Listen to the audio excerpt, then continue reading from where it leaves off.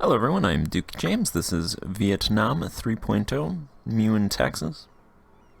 I can't remember if there's some things that I'm missing that I never went over, like the census. It's been about 5 days since I recorded, so I'm going to go ahead and go through a little bit of this stuff, like a census, just to start it off. So our tenant size is 2.6 million, growing at about 6.6 thousand a year. We have 105,000 residents, 57,000 nobles, 2,100 burghers, and 17,000 clergy. Our total population is 17 million. Wealth. I imagine we're poor. The peasants are poor, the residents are pretty poor comparatively. Nobles are wealthy, which they control most of the country, so that makes sense. Burghers are pretty wealthy as well. Damn, their average income is 63, their spending is 41. This stuff will probably change once the economy really gets going. And the clergy are actually pretty wealthy as well, 337 per capita. That's probably just because there's so few of those guys. Industry. Food, we produce 458, demand 497. Food's probably going to be my first plan to increase that. Salt is good. Produce 65, demand 56. Fiber is pretty good. Produce 92, demand 97. Fuel, produce 40, demand 52. That's not pretty good. That's a deficit. Raw material, 74, 79 demanded. Exotic goods, pretty good actually. 10 produced, demand 11. Consumer, 40 produced, demand 28, that's good. Military is good, produced 18, demand 11. Naval's pretty bad actually. 2.6 produced, demand 5.4. Don't really have a navy, so. Industrial's good, it's positive, 23 produced, 22 demanded, and luxury is not produced, 2.4, demand 5.2. This is probably why my plant fiber is not that negative, because I don't produce that many luxury goods. And knowledge is good, actually. Produce 12, demand 10.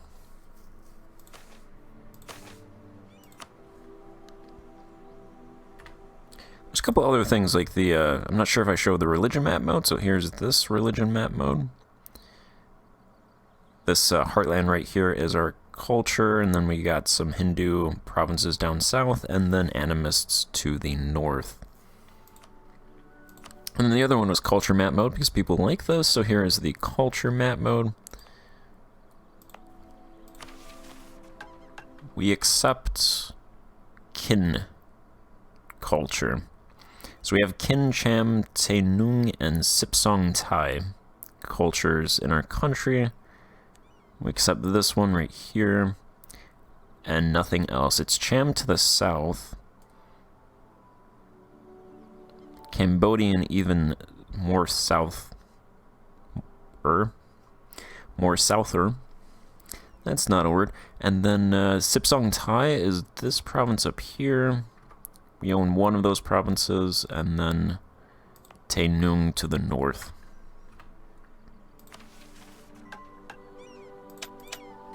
Let's clear those out. I haven't opened up any industries, so I'm going to go ahead and just look at the provinces for their industries. I only have 3 cities, really.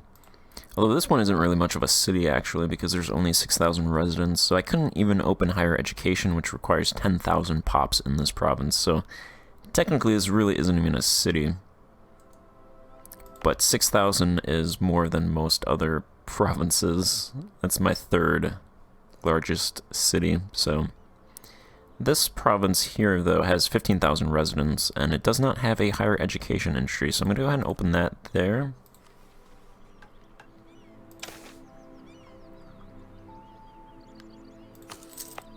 Let's go ahead and do that. That would put this at 13 industry slots. So the max is 16, so I'm going to leave that alone for now. It has houseware, textile, processed materials, and ship. This one has houseware, textile, processed materials, armaments, and ships. So it looks like no province, because I assume these three are the ones that have, if any provinces have urban production, it's those. Nobody's producing luxury cloth. Looks like I can't actually produce luxury cloth because I don't have a province with 5 urban development. Our highest urban development province is 4 with this one. Speaking of which, here's the development map mode. Yeah, it looks like most of our provinces, which you would expect, these 3 provinces are the most developed, and everything else is pretty low. So this is our highest urban development province. This province doesn't even have a single urban development point, and this one has 2. So we're not starting off in a great position. I think everywhere else is just rural development. Oh no, okay, there's 1 urban development in this province. Okay, there's actually 10,000 residents in this province. Alright, so this is actually our 3rd best province then. Could build this up as a city. I'm going to put higher education in this province as well. Higher education's pretty good industry to put everywhere you can.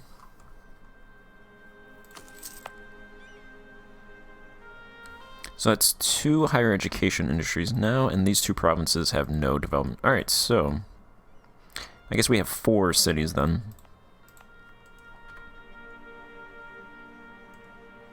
We have 4 cities. This one would be a good province to build a city in as well, because it has a natural location. Our 2 other natural locations are here and here. So I'll probably build cities in these 3 at minimum, probably this one and this one as well. This one provides a good base, this one is also a good base, and it's next to these other provinces, and this one has the natural location.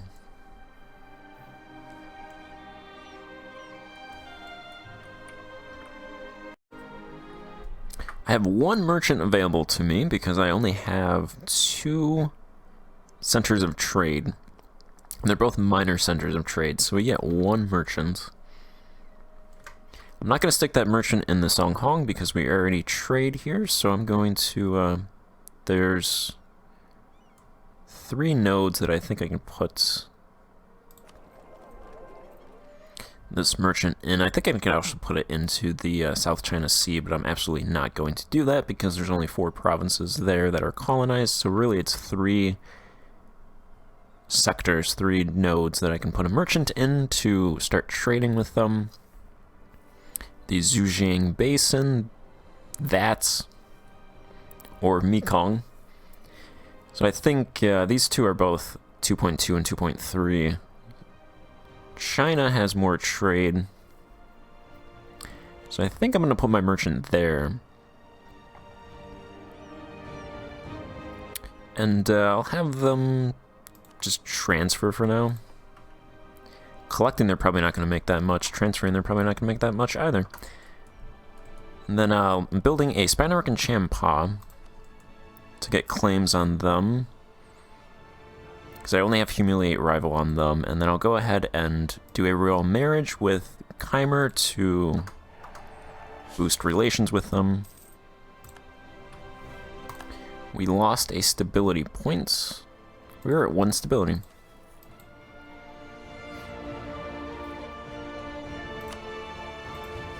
Did the royal... That wasn't the royal marriage that did that, right? That would be weird. That'd be a weird change. Lose stability with a royal marriage. Yeah, it doesn't say that. I already accepted that, so...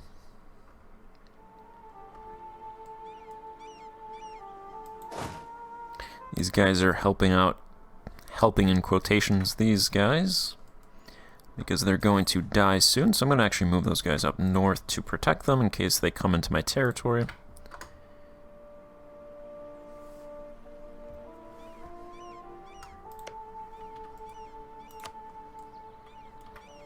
So I've got a little triple alliance here to hopefully protect against any of the Chinese powers that might want to come over.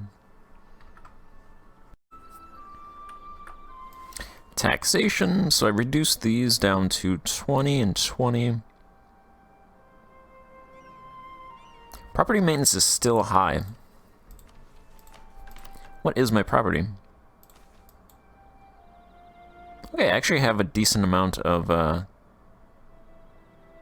rural industry. 10% of the mines and close to 10% of the farmland. Pretty much none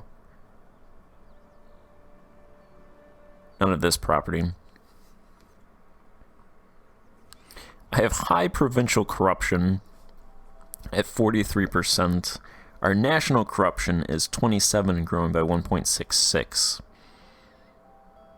Because they added a ton of things that now add... The bureaucratic reforms add corruption. So there's going to be a lot more corruption in the early game now. But of course, corruption is... The effects of corruption have been halved, so 27 corruption now in 3.0 is half of that in 2.5, so that looks worse than it is. But we make 81 ducats right now, and our realm expenses is 33. So I got a little 2 ducat balance going on.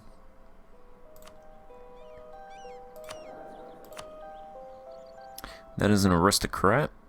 I don't want to waste too much money on advisors. I'll try again one more time.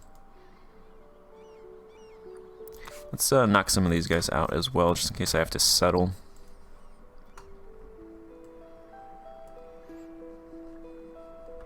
Yeah, they are moving to my territory. You're just going south, right? There we go.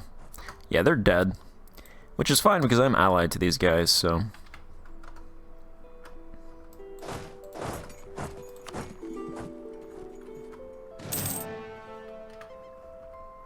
It's not a huge problem. And I only want one of their territory, one of their provinces, so I'll probably take that way in the future. So I can go ahead and cement the alliance, I'm thinking. I haven't done any commoner interaction. Providing temporary tax relief still gives 50% progress towards stability, and stability increase interval negative 20% at the cost of 20 admin. So that's really something good. And grain provision, full grain provision still gives national unrest, stability increase interval, and 25% progress for 30 admin. I'm not sure if that's what that was before.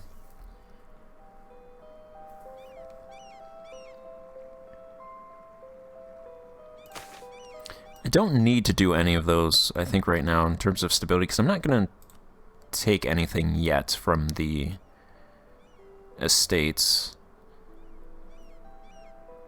So I'm going to try to get as much money as possible, so when I start my 10-year plan, I can go on a spending spree while still having some cash in the treasury in case we get attacked. Because I'm a little conservative in that regard.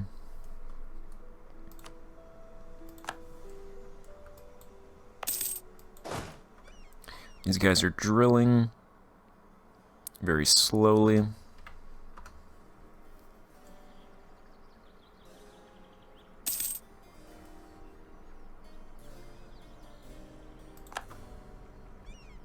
Khmer declared war upon Champa, citing realm expansion as their CB. Okay, now that's interesting.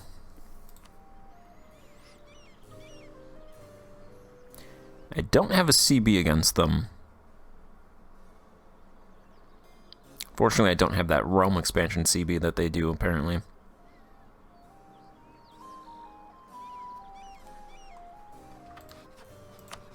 Khmer apparently wants all their territory except some of the coastal provinces. I was looking and these two provinces are pretty good. This one has gold, and this one has 17 urban development, so if I can grab that province, that would be perfect. Fortunately, it's Hindu. But this province has a major center of production, major center of trade, natural location, close to 50,000 residents in it. The spy network would take... Let's see, it grows at what? 1.58 every month. So I'm about 27-ish away. That'd be about 13 months.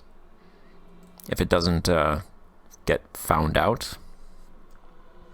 I think I might wait a little bit, let them fight it out, and then if I can grab a claim, then I could swoop in towards the end of that war and try to grab some of these provinces and get some early conquests going. So I'm probably going to actually wait until I can get closer to that. So I'm going to try to get that CB actually, and then go from there once I actually get it. So I'm going to end this part here and pick it up then. So thanks for watching, and goodbye.